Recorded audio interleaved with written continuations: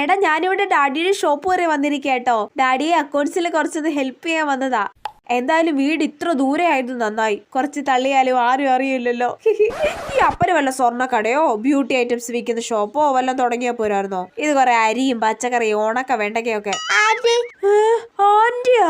Anti നിന്റെ 1/2 kilo പഞ്ചസാര വേണം. ഓ പഞ്ചസാര എടുത്ത് കൊടുക്കലൊക്കെ മെനക്കേടാ. കവർ എടുക്കണം, അതിലോട്ട് പഞ്ചസാര ഇടണം, അളവ് നോക്കണം, പൊതിഞ്ഞു കൊടുക്കണം. അയ്യോ ഓർക്കാൻ തന്നെ വയ്യ. പഞ്ചസാര ഇല്ല കൊച്ചെ, തീർന്ന്. എന്നാ ക്രീം ബിസ്ക്കറ്റ് വേണം. അതും തീർന്ന്. എന്നെ ആന്റിന്ന് വിളിച്ചതല്ലേ, നിനക്ക് ഒരു കുന്തം ഇവിടുന്ന് തരത്തില്ല. അല്ല പിന്നെ ക്രീം ബിസ്ക്കറ്റ് അവിടെ ഇരിക്കുന്നുണ്ടല്ലോ. ആ അതെ, ഷോയ്ക്ക് വെച്ചേക്കുന്നതാ, തിന്നാൻ പറ്റത്തില്ല. പ്ലാസ്റ്റിക്. ഓ പോയോ? 20 വയസ്സ് മാത്രമുള്ള വാവയായ എന്നെ ആന്റിന്ന് പോലും. അഹങ്കാരി.